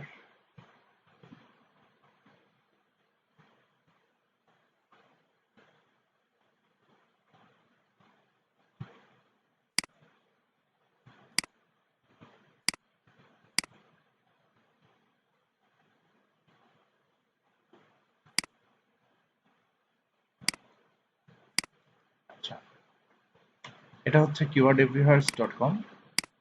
এই সাইট থেকে আপনারা কিওয়ার্ড এভরিহোয়ারটা নামাতে পারবেন। ঠিক আছে, এই সাইট থেকে আপনারা কিওয়ার্ড এভরিহোয়ার এর এক্সটেনশনটা ডাউনলোড ইনস্টল ফর ক্রোমে ক্লিক করলে হয়ে যাবে। তো দেখেন প্রত্যেকটা সাইটে ঢোকার পরে ওই সাইটের ডাটা দেখতে পাচ্ছি। ওই সাইটটার গুগলে কতগুলো পেজ ইন্ডেক্স করা, আহ, ওই সাইটের ব্যাকলিঙ্ক কতগুলো, ওই সাইটের অ্যালেক্সা র্যাঙ্ক কত। হ্যাঁ, অ্যালেক্সা র্যাঙ্ক নিয়ে আপনাদের সাথে আমি কথা বলবো একদিন। হ্যাঁ, অ্যালেক্সা নিয়ে অনেক কথা বলবো আপনাদের সাথে। তারপরে এই সাইটটার এজ কত। এই সাইটটা 2009 সালে ডোমেইনটা কেনা এই সাইটে। তো আমরা কিন্তু খুব ইজিলি দেখতে পাচ্ছি। ফেসবুকে পেজে কতগুলো লাইক আছে এইটার, সেটাও দেখতে পাচ্ছি। 14,000 লাইক আছে, আরো অনেক অনেক কিছু। তো এত ডাটা কে দেখে দিবে বলেন ফ্রিতে? যাই হোক, এখানে সার্চ ইঞ্জিনে যারা র্যাঙ্ক করে এখন বর্তমানে এই কিওয়ার্ড দিয়ে প্রত্যেকটা কিওয়ার্ডের আন্ডারে আমরা আলাদা আলাদা ডাটা দেখতে পাচ্ছি। যারা র্যাঙ্ক করতেছে তাদের সাইটের অ্যালেক্সা র্যাঙ্ক কেমন। তো একটা কথা শুধু বুঝেন যে অ্যালেক্সা র্যাঙ্ক যত কম হবে তত ভালো। হ্যাঁ, তো যার সাইটের অ্যালেক্সা র্যাঙ্ক যত কম তার সাইটটা তত বেশি শক্তিশালী, এটা মাথায় রাখবেন। তো এই সাইটটা কিন্তু অনেক শক্তিশালী, এর অ্যালেক্সা র্যাঙ্ক দেখেন অনেক কম। সাইটটা 1999 সালে খোলা। বাবা রে বাবা, চিন্তা করা যায় 1999 এর প্রায় নভেম্বর মাসের 28 তারিখে খোলা। যদি ধরি আসলে হিসাবে 2000 সাল থেকেই সাইটের বয়স হচ্ছে প্রায় 20 বছর 9 মাসের মতো। তারপরে এই সাইটটার কোনো এজ দেখা যাচ্ছে না, কারণ ডোমেনটা সিএন ডোমেন। অ্যালেক্সা র্যাঙ্ক এটার বেশি, ঠিক আছে। এটা 2010 সালের ডোমেন, অ্যালেক্সা র্যাঙ্কও বেশি। সেই সাইটটা খুব বেশি একটা যে ইয়েটা না। আবার 143K মানে কিন্তু আবার খারাপও না, এটা কিন্তু অনেক ভালো, ঠিক আছে। আচ্ছা, ওয়ার্ল্ড র্যাঙ্ক এটার অবস্থা খারাপ, অ্যালেক্সা র্যাঙ্ক অনেক বেশি। ডোমেইনটা আবার 2012 সালের, ঠিক আছে। তো যাই হোক, আমরা লিস্ট দেখতে পাচ্ছি যে আমার যারা কম্পিটিটর এখানে গুগলে র্যাঙ্ক করে আছে তারা কত সাল থেকে কাজ করতেছে, তাদের ডোমেইন কত সাল আগের, আমরা এটা অলরেডি বুঝে গেছি। সো এভারেজে দেখেন সবাই কিন্তু অনেক আগের থেকে ডোমেইন কেনা, এর 2010, 2012, 2007 সাল থেকে কিন্তু এই কাজ করতেছে। তো এদেরকে টপকানো একটু মুশকিলই হবে, হ্যাঁ। যাই হোক, আহ, যদিও এগুলো ভ্যারি করে না, এগুলো দেখে কম্পিটিশন বিবেচনা করা যায় না। কম্পিটিশন বিবেচনা হয় হচ্ছে এই পেজ অথরিটি, ডোমেইন অথরিটি দিয়ে। তো পেজ অথরিটি, ডোমেইন অথরিটি তাহলে কিভাবে চেক করব? এটা চেক করার জন্য আমাদের লাগবে হচ্ছে মজ বার। এটা হচ্ছে মজের এক্সটেনশন, ঠিক আছে। আপনারা এইভাবে সার্চ করবেন মজ, মজ বার ক্রোম এক্সটেনশন, ওকে। মজ বার ক্রোম এক্সটেনশন এভাবে গুগলে সার্চ করলেই আপনারা এই যে গুগল ক্রোমের মজ বার এক্সটেনশনটা পেয়ে যাবেন। তো এই মজ বারটা আপনাদের গুগল ক্রোমের সাথে অ্যাড করে নেবেন। যখন এটা অ্যাড করে নেবেন, তো অ্যাড করে নেওয়ার পরে আপনাদেরকে যে দ্বিতীয় কাজটা করতে হবে সেটা হচ্ছে আপনাদেরকে moj.com এ চলে যেতে হবে। moj.com, তো এই moj.com এ এসে আমাদেরকে একটা অ্যাকাউন্ট খোলা লাগবে। তো মজের অ্যাকাউন্টটা আসলে ফ্রিতেই খোলা যায়। তো ফ্রি অ্যাকাউন্ট দিয়ে হয়তো বা আপনি এই পেজ অথরিটি, ডোমেইন অথরিটি গুলো দেখতে পারবেন, কিন্তু ফ্রি অ্যাকাউন্ট দিয়ে আবার অনেক কিছু অ্যানালাইসিস করা যায় না, ঠিক আছে। সো অ্যানালাইসিস করতে গেলে আমাদের কিন্তু মজের প্রিমিয়ামটা দরকার, বুঝতে পারছেন? মজের প্রিমিয়ামটা দরকার। তো মজের প্রিমিয়াম সফটওয়্যারের দাম হচ্ছে কত জানেন? মজের প্রিমিয়াম সফটওয়্যারের দাম হচ্ছে মাসে $149। বাংলাদেশি টাকায় কয় টাকা হয়?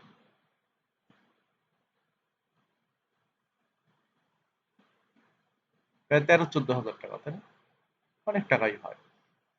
তো এত টাকা দিয়ে পার মান্থ কি আমরা মজ ব্যবহার করতে পারবো? সম্ভব আমাদের পক্ষে? বলেন তো একটু। হ্যালো? সম্ভব। আচ্ছা। তো দেখেন, আমরা এক কাজ করবো, এখানে try Moj pro for free এখানে ক্লিক করবো। তো এখানে দেখেন এটা 30 দিনের ট্রায়াল নেওয়ার একটা সিস্টেম আছে। একটা সিম্পল মাস্টার কার্ড এখানে যদি আমরা বসায় দিই, আমরা এটা 30 দিনের জন্য ফ্রি নিয়ে নিতে পারবো। আমার কাছে কার্ড গুলো আছে, অসংখ্য কার্ড আছে আমার কাছে। আপনাদের মনে আমি গতদিন বলছি প্রায় কয়েক লাখ কার্ড আছে আমার কাছে। সো অথবা আমি একটা কার্ড দিয়েই বারবার বারবার এখানে নিতে পারি, সো আমার সমস্যা নাই। তো মস্ট প্রো আমি এখান থেকে নিমিষে কিনে নিতে পারবো, সমস্যা নাই। সো আপনাদেরও আমি চেষ্টা করব একটা ভিডিও করে দেওয়ার, যে ভিডিওটা দেখে আপনারাও মজের এই $149 টা একবারে $0 ব্যবহার করতে পারেন। 1 মাস ইউজ করবেন, শেষ হয়ে যাবে, আবার মেইল চেঞ্জ করে আবার আরেকটা অ্যাকাউন্ট খুলবেন পেইড, ওটা শেষ হয়ে যাবে, পরের মাসে আরেকটা খুলবেন। ঠিক আছে? তো মেথডটা আমি আপনাদের এখনই দেখাচ্ছি না, এখন দেখালে অনেকেই উতলা হয়ে যেতে পারেন। ঠিক আছে? যদিও এটা এক ধরনের ব্ল্যাক হ্যাট সিস্টেম, এগুলোকে কার্ডিং মেথড বলা হয়। ঠিক আছে? তো এখন আমি আপনাদেরকে এটা দেখাবো না, আমি আপনাদেরকে জাস্ট আমার একটা কেনা আছে আমি সেটা দেখাই।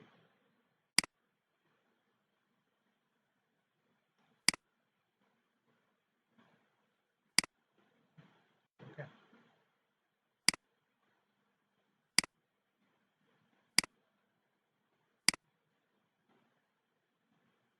আমি এখানে একটা মজ অ্যাকাউন্টে লগ ইন করলাম, এটা আমার একটা পেইড অ্যাকাউন্ট। আমি ঠিক সেম ভাবে আপনাদের যেভাবে বললাম, আমি ঠিক সেম ভাবে এই মজের এই অ্যাকাউন্টটাকে আমি কিনে ফেলেছি। ঠিক আছে? এটা যে কিনছি প্রুফ কি দেখেন তো, এখানে অ্যাকাউন্ট অ্যান্ড বিলিং এ গেলেই আসলে দেখতে পারবেন। এটা হচ্ছে 30 দিনের জন্য কেনা আছে। এটা রিনিউ হবে হচ্ছে 10/10/20, মানে সামনের মাসের 10 তারিখে এটা রিনিউ করা লাগবে। আমি তো রিনিউ করব না, বা আমি যে মাস্টার কার্ডটা দিয়ে কিনছি সেই কার্ডে কোনো টাকাও নাই যে এটা রিনিউ হয়ে যাবে। তো আরো 26 দিন আছে, আমি এটাকে 26 দিন ব্যবহার করতে পারবো আরো। ঠিক আছে? তো দেখেন আমি এখানে কিছুই করি নাই, জাস্ট মানে একটা ইউজার স্টেজ কি জানি দেখছিলাম, তারপর আর কিছুই করিনি এটার মধ্যে। যাই হোক, আপনাদেরকে আমি এই মসটাতে লগ ইন করে দেখালাম। তো হয়তোবা ধীরে ধীরে আমরা দেখবো যে মস প্রো দিয়ে কি কি করা যায়। মস প্রো দিয়ে যে মজের যে কিওয়ার্ড এক্সপ্লোরার আছে, এটাতে কিওয়ার্ড রিসার্চও করা যায়। হ্যাঁ, লিঙ্ক এক্সপ্লোরার দিয়ে লিঙ্ক দেখা যায়, অন পেজ এসিও চেক করা যায়, র্যাঙ্ক চেক করা যায়, একটা সাইট কোন কিওয়ার্ড দিয়ে গুগলে কোন কান্ট্রিতে কোন পজিশনে আছে সবকিছুই র্যাঙ্ক চেকার দিয়ে দেখা যায়। খুব মজার একটা জিনিস, এটা আমরা প্রিমিয়াম না করলে এই ফিচার গুলো পেতাম না। হ্যাঁ, তো যাই হোক, এখান থেকে আমরা চাইলে কিওয়ার্ড রিসার্চও করতে পারবো। যাই হোক, আমরা জাস্ট মজে যখন লগ ইন করবো, লগ ইন করার সাথে সাথে আমরা এই পেজটাকে রিলোড দিব।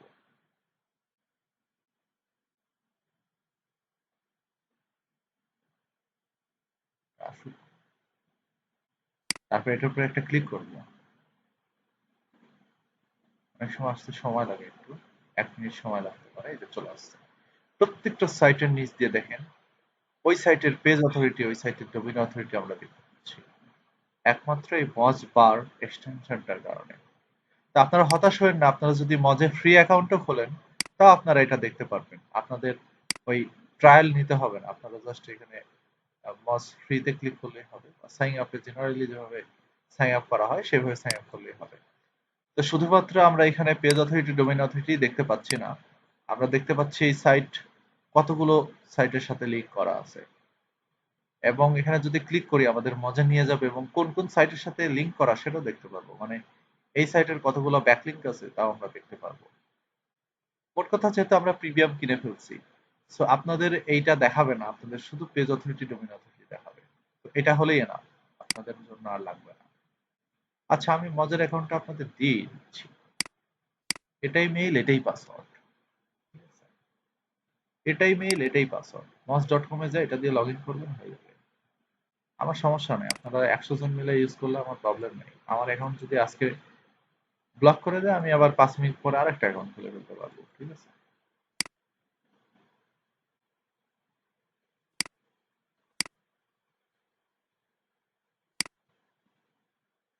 দিয়ে দিলাম, এটাই মেইল, এটাই পাসওয়ার্ড। আচ্ছা, তো এখন দেখেন, যারা এই কিওয়ার্ড দিয়ে সার্চ করার পরে গুগলে র্যাঙ্ক করতেছে, তাদের সবারই পেজ অথরিটি ডোমেইন অথরিটি 40-এর উপরে অ্যাভারেজে। এই যে 52-82, উরে বাবা রে বাবা, 82! মানে বুঝেন, এই রেটটা আমি কিন্তু তখনই বুঝাই দিচ্ছি যে এই রেটটা যত হাই হবে তত ভালো। 42-50, 36-50, 41-55, মানে অ্যাভারেজে দেখেন সবাই 40-এর উপরে। অ্যাভারেজে এই একটা শুধু 40-এর নিচে, অ্যাভারেজে, বাট সবারই ডোমেইন অথরিটি পেজ অথরিটি 40-এর উপরে। তার মানে আমি এখন কনফার্ম হয়ে গেলাম যে এই কিওয়ার্ডটার কম্পিটিশন অনেক হাই। এখন হাই হলেও তো কিছু করার নাই, আমার সেটা নিতে হবে। আচ্ছা, আমি তাহলে আরেকটা কিওয়ার্ড চুজ করি। ওকে, এই কিওয়ার্ডটা হচ্ছে চায়না অ্যাডমিশন স্কলারশিপ, এটা নিতে পারি আমরা।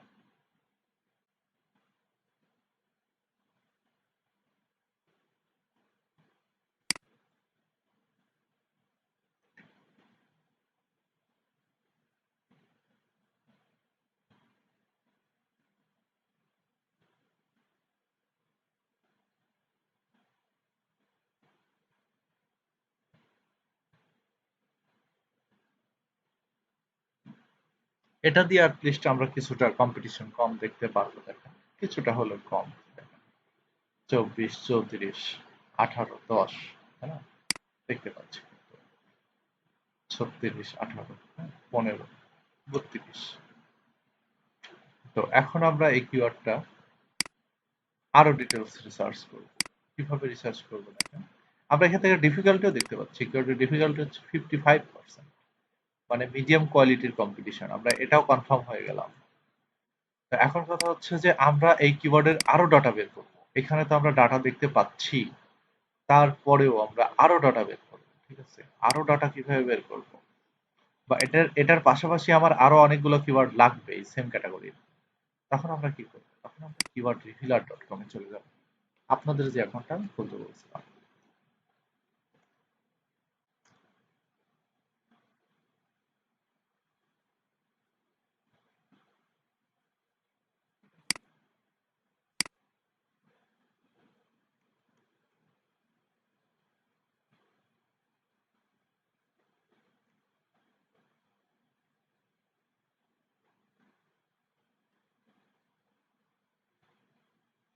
বুঝলাম না, আমার এখানে গুগল কাজ করে না কেন?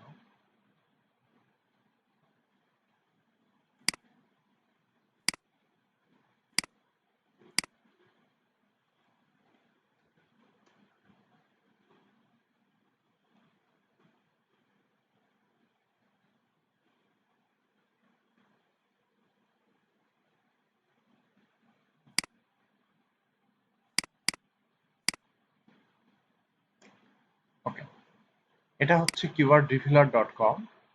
আমি এই অ্যাকাউন্টে সাইন ইন করব। ওকে, তো এই অ্যাকাউন্টে সাইন ইন করতে গেলে দেখেন আমার এখানে আমি একটা পেইড অ্যাকাউন্টে সাইন ইন করতেছি। আমার এটা কিওয়ার্ড রিভিলারে কেনা অ্যাকাউন্ট। ঠিক আছে, আমি এটাতে সাইন ইন করতেছি। অথবা কিওয়ার্ড রিভিলার এখানেও আছে, ম্যাপসির এখানেও আছে কিওয়ার্ড রিভিলার।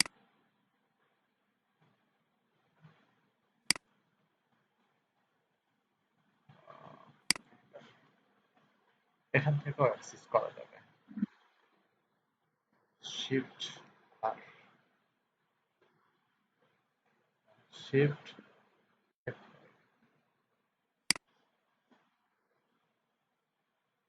আচ্ছা পরে না, পরে দেখতেছি। আমার কাছে যেটা আছে সেটা ইউজ করি। আমার এটা পেইড অ্যাকাউন্ট। হ্যাঁ, এটা যদি ফ্রি হতো তাহলে এখানে আপগ্রেড কথা না। ঠিক আছে, আচ্ছা। তো প্রথমে কিওয়ার্ড রিসার্চ করার আগে ভেবে নেবেন কোন কান্ট্রির জন্য রিসার্চ করতেছি। আমরা বাংলাদেশের জন্য রিসার্চ করবো, তারপর এখানে মেইন কিওয়ার্ডটা লিখে দিবেন। মেইন কিওয়ার্ডটা কোনটা ছিল আমাদের? Chinese admission scholarship. আমরা মেইন কিওয়ার্ডটা এখানে বসাই দিই, সার্চ দিব। আপনাদের কিন্তু এই কাজই দিব আমি এখন।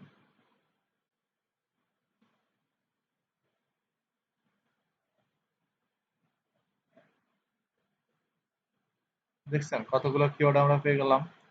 Chinese scholarship council, Chinese government scholarship, Chinese scholarship for international student. মোটামুটি ভালো। এই যে এটার স্কলারশিপ ইন চায়না, এটার সার্চ ভলিউমটা ভালোই আছে, এটাও আমরা নিতে পারি কিন্তু কিওয়ার্ডটা। কম্পিটিশন মিডিয়াম, তারপরে হচ্ছে স্টাডি ইন চায়না স্কলারশিপ, হ্যাঁ এটা একটা ভালো কিওয়ার্ড। Chinese government scholarship. আপনাকে আসলে বুঝতে হবে কি যে এই যে এটারও সার্চ ভলিউম ভালো। আপনাকে ওখানে বুঝতে হবে যে রিলেভেন্ট কিওয়ার্ড গুলো। এখানে দেখেন অনেক কিওয়ার্ড আপনি পাবেন যেগুলো আসলে আপনার টার্গেটেড কিওয়ার্ডের সাথে নাও ম্যাচ করতে পারে বা কাছাকাছি যাবে। ঠিক আছে, তো আপনাকে টার্গেটেড কিওয়ার্ড গুলো নিতে হবে। যাই হোক, আমি প্রথমে যেহেতু এটা লিখে সার্চ করেছি, তো এটাকে আমরা এখানে ইভালুয়েটে ক্লিক করব। ইভালুয়েটে ক্লিক করার পরে আমরা এই কিওয়ার্ডটার ডিটেলস পেয়ে যাবো এখান থেকে। এই যে দেখছেন কিওয়ার্ডটার ফুল ডাটা চলে আসলো। কিওয়ার্ডের কম্পিটিশন হচ্ছে মিডিয়াম। আমরা কিন্তু এখানে দেখেই বুঝেছিলাম যে এটা মিডিয়াম কিওয়ার্ড হবে। কিওয়ার্ডের ডিফিকাল্টি, ঠিক আছে, মানে 50-র উপরে গেলেই এটা মিডিয়াম ধরা হয়। ওকে, মডারেট লেখা আছে এখানে জাস্ট। তারপরে দেখেন এই কিওয়ার্ডটার ট্রেন্ড আমরা দেখি। এই কিওয়ার্ডটা লিখে মানুষ সার্চ করতো না, হঠাৎ করে আবার সার্চ করছে, আবার মাঝখানে নাই, এখন আবার ভালোই সার্চ করতেছে। ডোমেইনের স্ট্রেংথটা দেখেন, মানে যারা গুগলে র্যাঙ্ক করে তাদের ডোমেনের স্ট্রেংথ দেখেন, অ্যাভারেজে 40-এর নিচে আছে কিন্তু 1, 2, 3, 4, 5 জনের। অ্যাভারেজে 40-এর নিচে আছে 5 জনের পেজ অথরিটি, ডোমেন অথরিটি, ডোমেনের স্ট্রেংথ গুলো। পিএডি এর কথা বলতেছি আমি। তারপরে দেখেন সার্চ ইঞ্জিনে যে যারা র্যাঙ্ক করে, এই যে এখানে আমরা কিন্তু দেখতেই পাচ্ছি কারা র্যাঙ্ক করে, আমাদের সার্চ ইঞ্জিনে যাওয়ার দরকার নেই, এখানে আমরা দেখতেই পাচ্ছি যে কারা র্যাঙ্ক করে। তো যারা র্যাঙ্ক করে তাদের সাইটের টাইটেলের মধ্যে, তাদের সাইটের মেটা ডিসক্রিপশনের মধ্যে এই কিওয়ার্ডটা আছে কিনা, সেই জিনিসটা আমরা এখান থেকে দেখতে পাচ্ছি। On page optimisation, top 10 URL এর on page optimisation. Top 10 URL এর মধ্যে এই কিওয়ার্ডটা কয়জনের ইউআরএল আছে? 2 জনের, 20%, তাই না? 10-এর 20% হচ্ছে 2। টাইটেলে কয়জনের আছে? 3 জনের আছে। মেটা ডিসক্রিপশনের মধ্যে এই কিওয়ার্ডটা কয়জনের আছে? 1 জনেরও নাই। হেডিং ট্যাগের মধ্যে 1 জনেরও নাই। আমাদের জন্য প্লাস পয়েন্ট, ঠিক আছে? ওকে, তারপরে দেখেন আমরা তো average page authority, average domain authority দেখতেই পাচ্ছি। মোটামুটি পেজ অথরিটি 40-এর নিচে আছে, এটা 40-এর কাছাকাছি।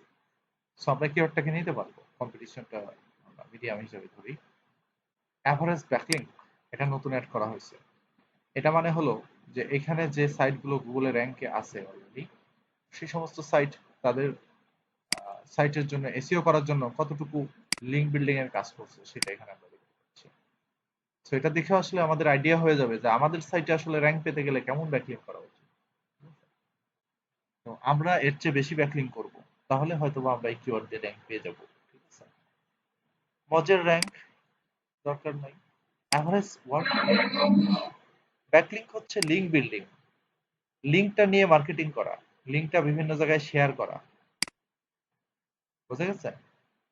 ধরেন আমার সাইটের মধ্যে আমি একটা একটা কন্টেন্ট লিখলাম, লিখে কন্টেন্টের মধ্যে বললাম যে এই পাইনিয়ার অ্যাকাউন্টের মাধ্যমে টাকা নেওয়া যায়, এই করা যায়, পাইনিয়ার অ্যাকাউন্ট অনেক ভালো, পাইনিয়ার মাস্টার কার্ড দ্বারা সব জায়গায় পেমেন্ট করা যায়। এটা বলে আমি লাস্টে বললাম যে ঠিক আছে, তাহলে এখান থেকে আপনি পাইনিয়ারের অ্যাকাউন্টটা খুলে নিন।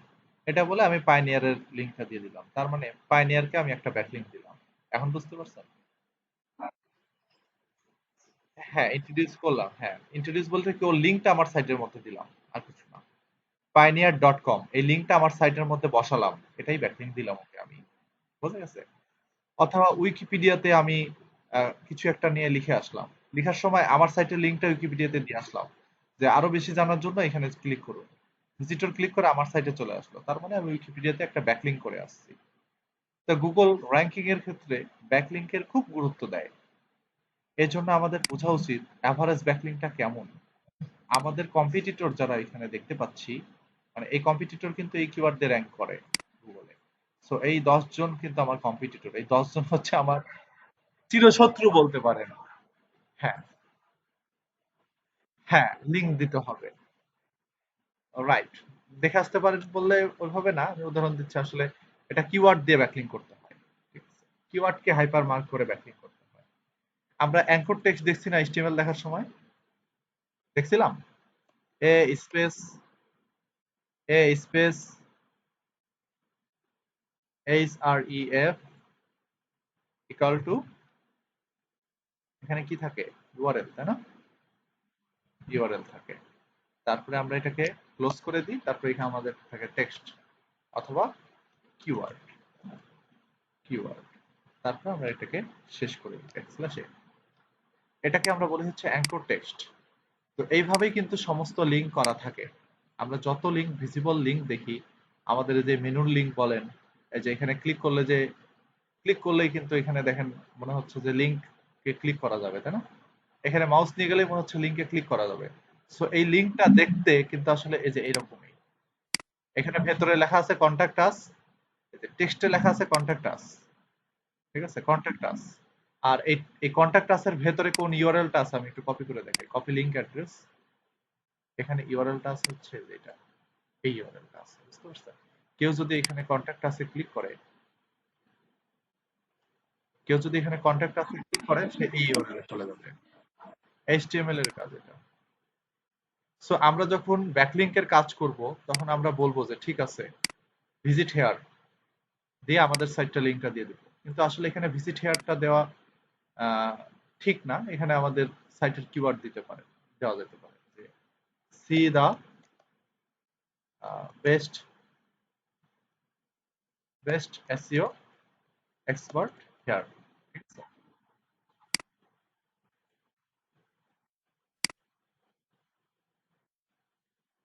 এখন কথা হচ্ছে যে যেহেতু ওয়ার্ডপ্রেসের যুগ চলে আসছে, আপনাদের আমি 2-3 ক্লাস পরে ওয়ার্ডপ্রেস শিখাবো। ওয়ার্ডপ্রেসের যুগ চলে আসছে, সো আপনাকে এইভাবে কোনো কোড লেখা লাগবে না। ওয়ার্ডপ্রেসে শুধুমাত্র ওই মাউস দিয়ে ধরে লিঙ্ক বসা দিলেই হয়ে যায়, এতটাই সহজ, কোনো কোড লেখা লাগে না। বুঝতে পারছেন এখন ঘটনা? সো এত কঠিন ভাবার দরকার নেই।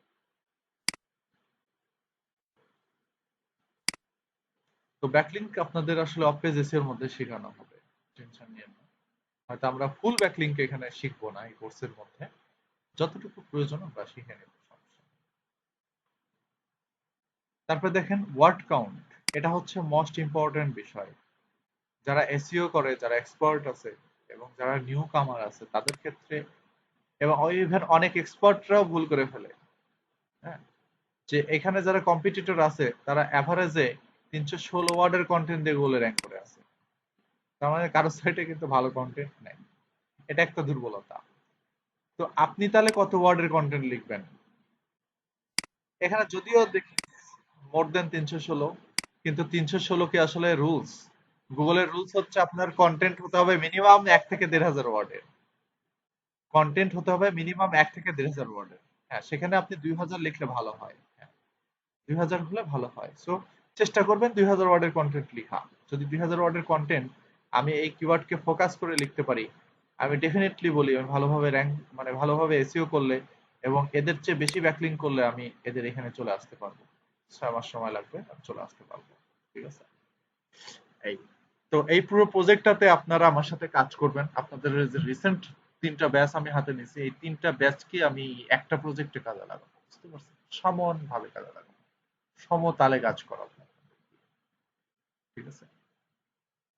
তো দেখেন আমি একটা কিওয়ার্ড অ্যানালাইসিস করলাম, কিন্তু আসলে একটা কিওয়ার্ড দিয়ে কি হবে?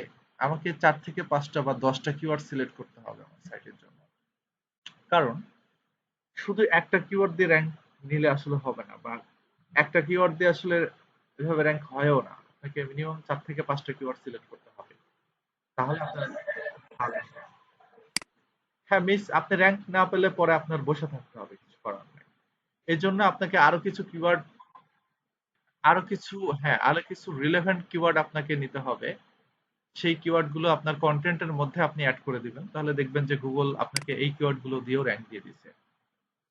ফোকাস কিওয়ার্ড একটাই থাকবে, বাকি কিওয়ার্ড গুলো কন্টেন্টের সাথে অ্যাড করে দিব আমরা। হ্যাঁ, সাপোর্টিং কিওয়ার্ড, বা আমাদের কন্টেন্ট তো একটা টপিকের উপরে লিখতে হবে নাকি? আমরা কন্টেন্ট তো এই এক টপিকের উপরে 2,000 ওয়ার্ড জীবনে লেখা সম্ভব না।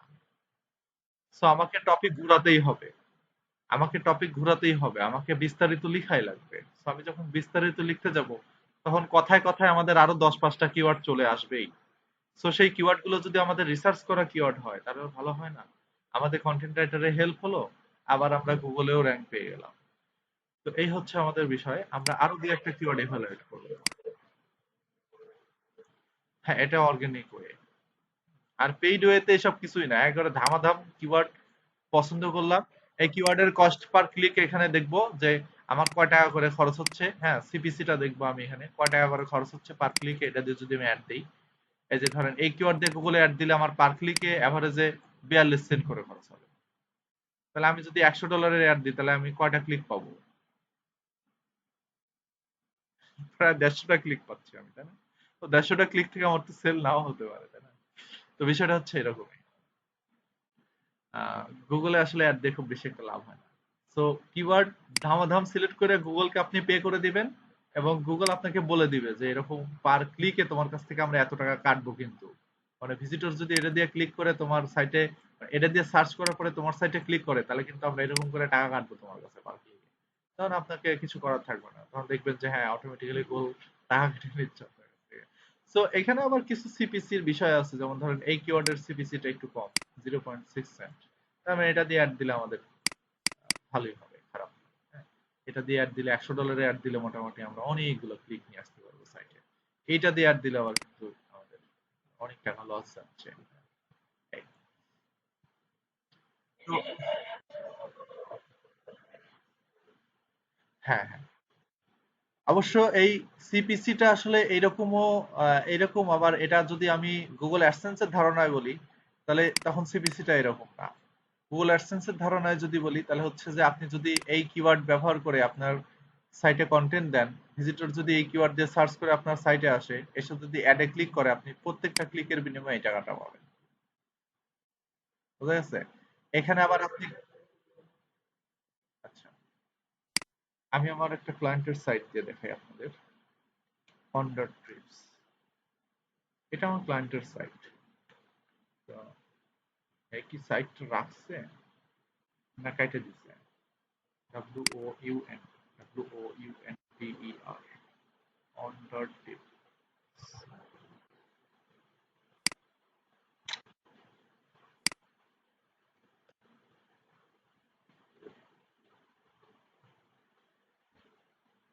ওর সাইটে দেখতে পাচ্ছি না। আচ্ছা, যাই হোক, আহ,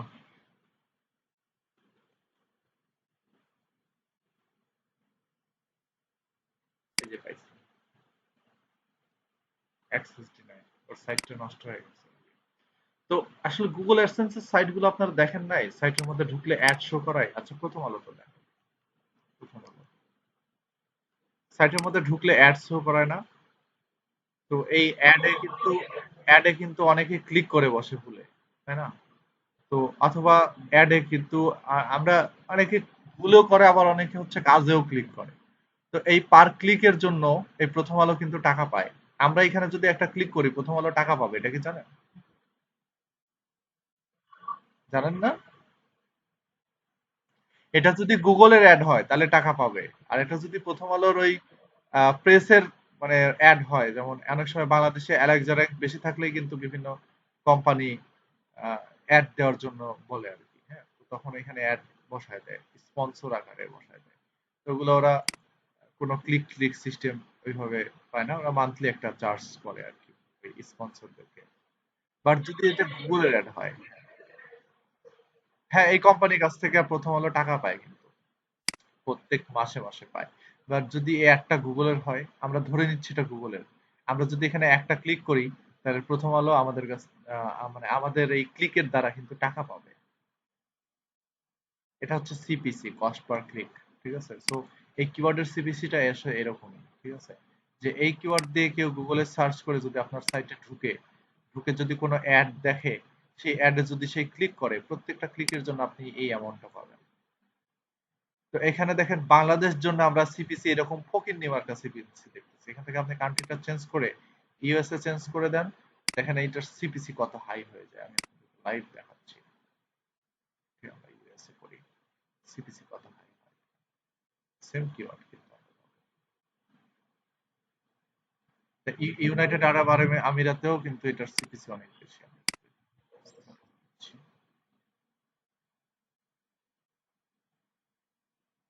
এই জন্য আসলে বাংলাদেশ থেকে গুগল অ্যাডসেন্স নিয়ে কাজ করে কোনো লাভ নেই। আমি অনেক আগে গুগল অ্যাডসেন্স নিয়ে কাজ করতাম, করতে করতে আমি হতাশ হয়ে ছেড়ে দিচ্ছি। আমার সাইট ক্যানাডা।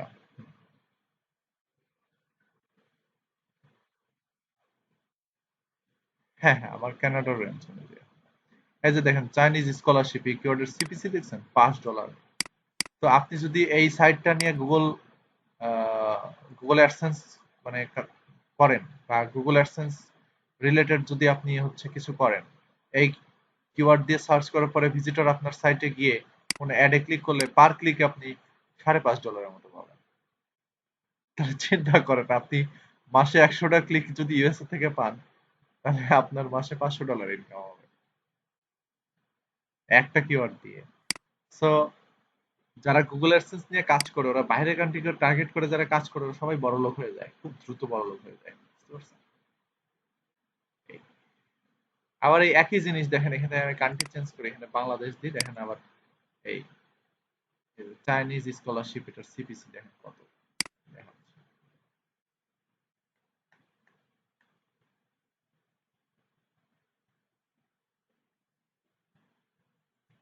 এখানে ইন্টারনেট কি হলো? আমাদের আসলে কোনো পজিশনই নেই বাংলাদেশের, বুঝছেন? যাই হোক, তো আমরা কিওয়ার্ড গুলো একটু রিসার্চ করি। প্রথম আমরা কিওয়ার্ডটা একটা কিওয়ার্ড আমি রিসার্চ করে দিচ্ছি, আমাকে বাকি 10টা কিওয়ার্ড আপনাদেরকে রিসার্চ করে দিতে হবে। ঠিক আছে? তো আমি ক্লাসটা এখনই রিসার্চ করে দেখাই দিয়ে এখনই আমি আপনাদেরকে বুঝাই দিয়ে এখনই কাজ দিব, এখনই আপনারা এটা করবেন। ঠিক আছে? তো আমাদের একটা এক্সেল শিট লাগবে। হ্যাঁ, এক্সেল শিট লাগবে। Excel sheet, Excel sheet, Excel sheet, study.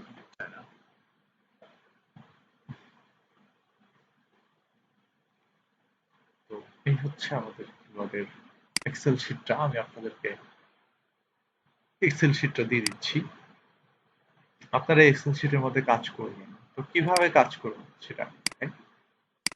আচ্ছা, এখানে আমরা কিছু কয়েকজনের নামে মনে হয় কিছু কাজ করা দেখতেছি। আমার আগের ব্যাচে স্টুডেন্ট কিছু কাজ করে থাকতে পারে, কিছুই করেন না।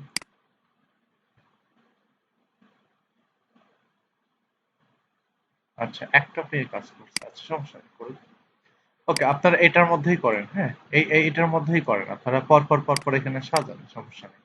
এখানে আপনার যারা আছেন, একজন যদি দেখেন একজন ঘরে এক ঘরে কাজ করতেছে, আপনি আরেকজন আরেক ঘরে বসাবেন keyword। কেউ কারোরটার মধ্যে কিওয়ার্ড বসাবেন না। হ্যাঁ, যাই হোক, আমি একটা কিওয়ার্ড রিসার্চ করে দেখাই। তো এই যে এই এক্সেল শিটে দেখেন এখানে এই জিনিসগুলো দেওয়া আছে, তো এগুলো আমার বানানোই আছে। তো আমি আপনাদেরকে এটার লিঙ্কটা দিয়ে দিব। দেখেন আমি এখানে কিওয়ার্ডটা বসাই। কিওয়ার্ডটা হচ্ছে আমার এটা হয়ে গেল। মোস্ট আমাদের দরকার নেই, মাস্ট কেটে দিই। কিওয়ার্ড হচ্ছে চাইনিজ স্কলারশিপ।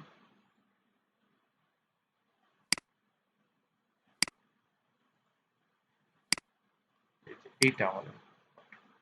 তো প্রথমে আমরা কিওয়ার্ডটাকে কপি করে বসাই। কিওয়ার্ড রিভিলার আমাদের কেন জরুরি দেখছেন? কারণ আমাদের এই এক্সেল শিটের মধ্যে সমস্ত ডাটা কিওয়ার্ড রিভিলার থেকে নিয়ে এসেই বসালাম কিওয়ার্ড। হ্যাঁ, বড় করে দিচ্ছি। এটা প্রথম হচ্ছে কিওয়ার্ড। দ্বিতীয় ঘরের নাম হচ্ছে MSV, monthly search volume. Monthly search volume কত এই কিওয়ার্ডের? এই কিওয়ার্ডের মান্থলি সার্চ হচ্ছে 10। অনেক কম, তারপরেও নিলাম আমি। কিওয়ার্ডটা আমার ভালো লাগছে।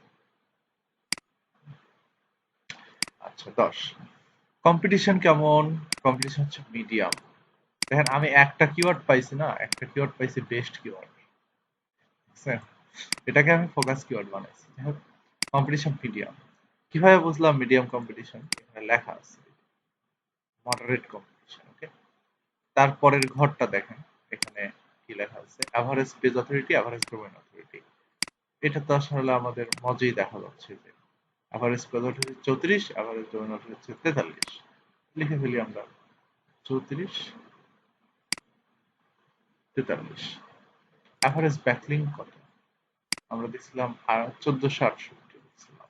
লিখে দেন 1468। হ্যাঁ, এভারেজ ওয়ার্ড, কত ওয়ার্ডের কন্টেন্ট দিয়ে গুগলে র্যাঙ্ক করতেছে সবাই? 316 ওয়ার্ডের কন্টেন্ট। 316। যদি এই ডাটাটা খুব বেশি মানে আমাদের জন্য না, কারণ আমরা অনেক বেশি ওয়ার্ডের কন্টেন্ট লিখবো, আমরা এত কম ওয়ার্ডের কন্টেন্ট লিখবো না। ওকে, মাঝ বরাবর করে দিতে হবে। ভালো লাগবে। ওকে, এখানে মনে হয় 20,000 ছিল, 20,000 something ছিল। আচ্ছা, ইউআরএল অপটিমাইজ করা মানে এই কিওয়ার্ড দিয়ে আমার যারা কম্পিটিটর তাদের ইউআরএল কতটুকু অপটিমাইজ করা সেটা আমরা একটু দেখি।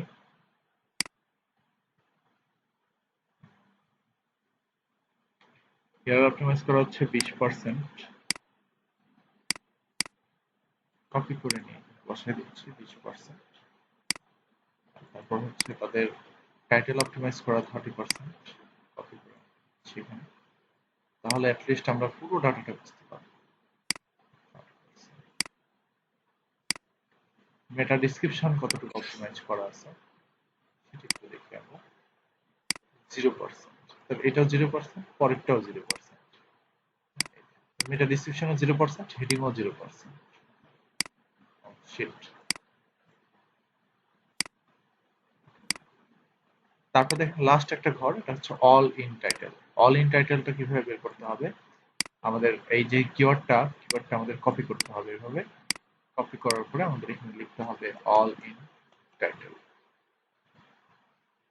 অল ইন টাইটেল, তারপরে একটা কোলন, তারপর আমাদের কিওয়ার্ডটা।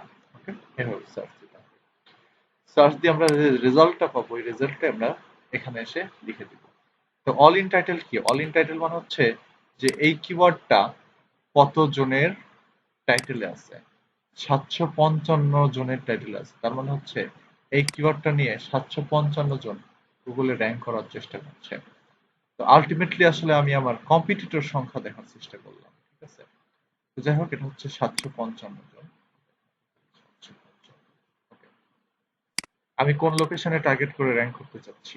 বাংলাদেশ। এটা শেষ আমাদের কিওয়ার্ড রিসার্চের কাজ।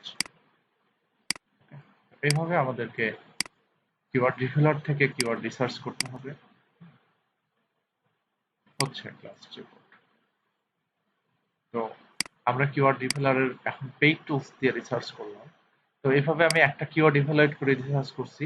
আপনারা এখান থেকে যে কিওয়ার্ড গুলো ভালো লাগবে, আহ, ধরেন এই যে এই কিওয়ার্ডটাই আমি বলতেছি, এই কিওয়ার্ডটা এখানে জাস্ট নিয়ে এসে বসাবেন। তারপরে এই কিওয়ার্ডটার ইভালুয়েটে ক্লিক করবেন, এভাবে সংখ্যার উপরে বা ইভালুয়েটের উপরে ক্লিক করবেন, করে এই কিওয়ার্ডটা পুরো ইভালুয়েট করবেন। এই কিওয়ার্ডটা ইভালুয়েট করে আমি যেভাবে ডাটা একে একে বসালাম, ঠিক এই কিওয়ার্ডের সমস্ত ডাটা বসাবেন। তারপরে আরেকটা কিওয়ার্ড নেবেন, সেই কিওয়ার্ডের সমস্ত ডাটা এখানে বসাবেন। আরেকটা কিওয়ার্ড নেবেন, সেই কিওয়ার্ডের সমস্ত ডাটা এভাবে বসাবেন।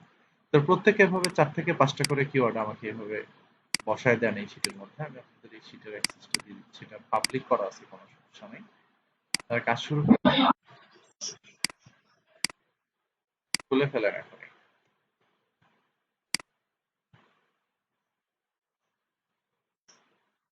বলেন। হ্যাঁ,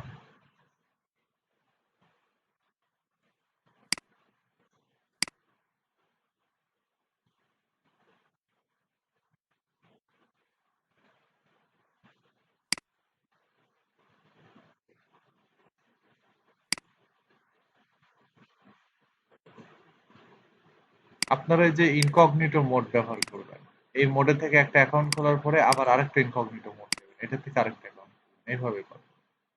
তাহলে এইসব দেখাবে না। ইনকগনিটো মোড নিতে পারেন না, এই যে পিসির এখানে ক্লিক করবেন, করার পরে যে নিউ ইনকগনিটো উইন্ডো এটাতে ক্লিক করবেন, করে এখান থেকে অ্যাকাউন্ট করবেন। তাহলে এইসব নেটওয়ার্ক টেটওয়ার্ক হাবি জাবি এগুলা কিচ্ছু দেখাবে না। যদি ইনকগনিটো মোড দিয়েও না হয়, তাহলে ফাইনালি এখানে নতুন আরেকটা ক্রোমের উইন্ডো নিয়ে নেবেন। ক্রোমের উইন্ডো নিয়ে সেখানে আপনারা একটা কি বলে, একটা ভিপিএন অ্যাড করবেন। ভিপিএন এর নাম, ভিপিএন নাম হচ্ছে ব্রাউসেক ভিপিএন। গুগল ক্রোম এক্সটেনশন কিভাবে অ্যাড করে সেটা দেখাইছি। গুগল ক্রোমের এক্সটেনশনে যায় ব্রাউসেক লিখে সার্চ দিবেন, দিলেই আপনারা এই ভিপিএনটা পেয়ে যাবেন।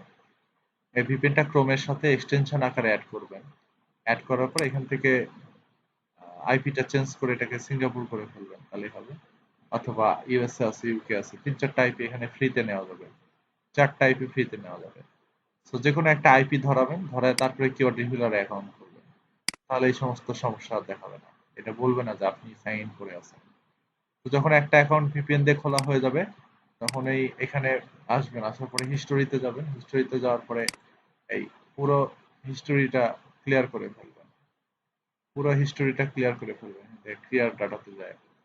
ক্লিয়ার করে আবার আরেকটা ইনকগনিটো মোড দিবেন। নিয়ে আবার এখান থেকে আরেকটা অ্যাকাউন্ট। এগুলো আপনাদের শিখাই দেওয়া লাগে বলেন তো?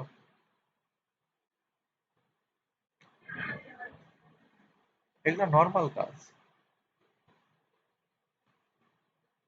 আপনাকে আরো চালাক হইতে হবে। ওয়ালাইকুম আসসালাম, বলেন।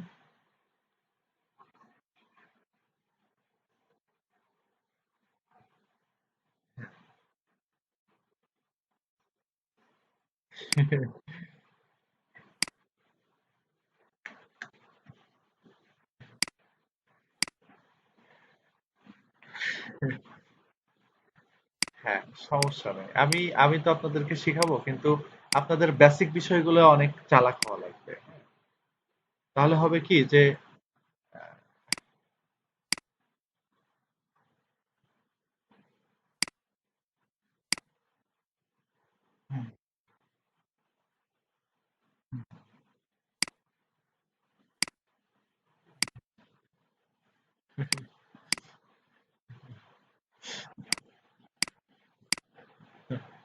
আচ্ছা আচ্ছা, ওকে, কোনো সমস্যা নাই।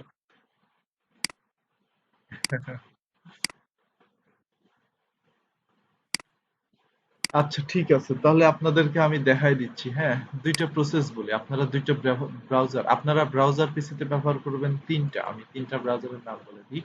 এক নাম্বার ব্রাউজার হচ্ছে ক্রোম, ঠিক আছে।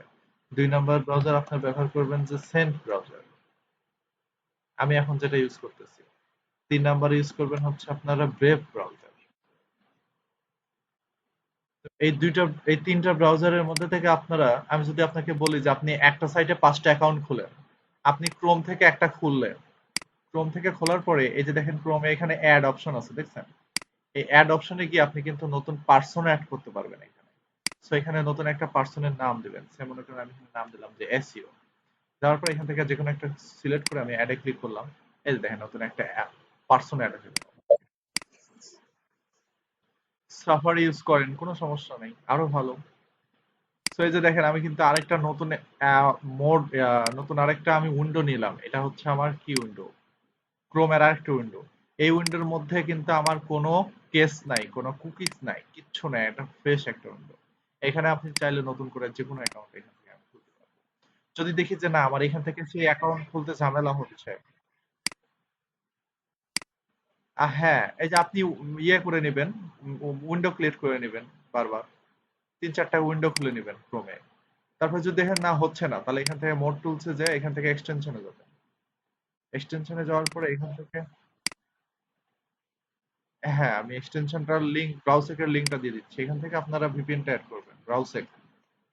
এই ভিপিএনটা আপনারা যখন ব্যবহার করে এই ব্রাউজারের আইপিটা চেঞ্জ করবেন, তখন আপনাদের এই ঝামেলা আর থাকবে না। তো আপনি ইজিলি অ্যাকাউন্টগুলো খুলে ফেলতে পারবেন, ঠিক আছে। এক্সটেনশনটা অ্যাড করে দিলাম। আমি ব্রাউসেকের লিংকটা আপনাদের বসায় দিচ্ছি। এটা হচ্ছে ব্রাউসেকের লিংক, ঠিক আছে।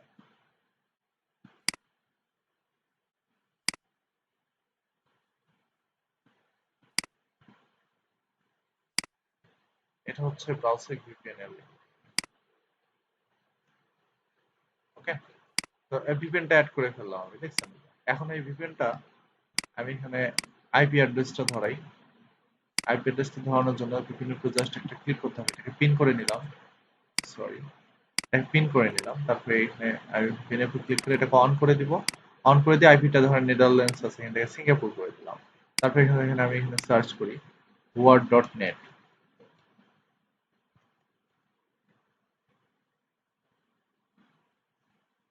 দেখেন আমার এই ব্রাউজারের, শুধু এই ব্রাউজারের আইপিটা দেখেন চেঞ্জ হয়ে গেছে।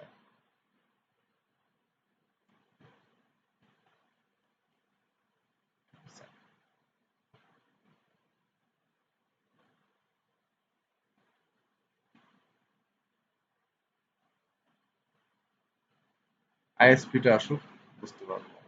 সিঙ্গাপুর, আচ্ছা, এটা হচ্ছে সিঙ্গাপুরের আইপি। আমি 90% অ্যানিমাস হয়ে গেছি। সো বুঝতে পারছেন, আমার আইএসপির নাম ডিজিটাল ওশান। আসলে কি আমার আইএসপির নাম ডিজিটাল ওশান? না, আমার আইএসপি ডিজিটাল ওশান না। আমি এখন সিঙ্গাপুরের আইপিতে আছি, এটা আমার আইপি অ্যাড্রেস। তো দেখছেন আইপি চেঞ্জ হয়ে গেল। যখন আপনার এটা আবার প্রয়োজন হবে না, তখন এটা টুক করে বন্ধ করে রাখবেন। কারণ এই ভিপিএন অন করে ফেসবুকে ঢুকলে কিন্তু একবারে শেষ, ঠিক আছে। ফেসবুক চালানোর সময় কিন্তু ভিপিএনটা বন্ধ করে চালাতে হবে সবসময়। এই জন্য বলতেছি ক্রোমের উইন্ডোটা অন।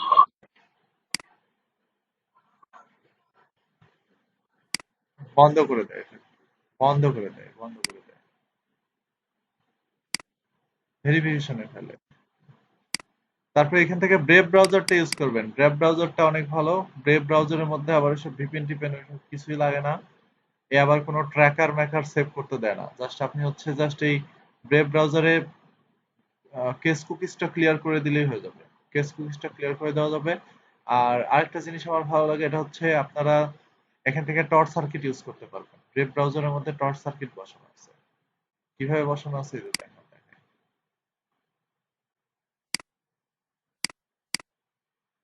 এখান থেকে নিউ ইনকগনিটো বা নিউ প্রাইভেট উইন্ডো উইথ টর, দেখছেন এই যে নিউ প্রাইভেট উইন্ডো উইথ টর, এটা যখন আমরা ক্লিক করব আমাদের আইপি অ্যাড্রেসটা চেঞ্জ হয়ে যাবে। দেখেন word.net, আমরা কিন্তু একবারে পুরোপুরি টরের মধ্যে ঢুকে গেছি এখন। আমাদের সার্চ ইঞ্জিন এখন ডাকটাক। এই সাইটের মধ্যে টর্চ সার্কিট বসানো আছে। বুঝতে পারছেন? দেখেন টর্চ যেমন স্লো না, দেখেন এটাও এরকম স্লো। ঠিক আছে? যাই হোক, এরকম অনেক কিছু আছে, আপনাদের এগুলো দেখালে শেষ হবে না দেখাইতে দেখাইতে। বুঝতে পারছেন?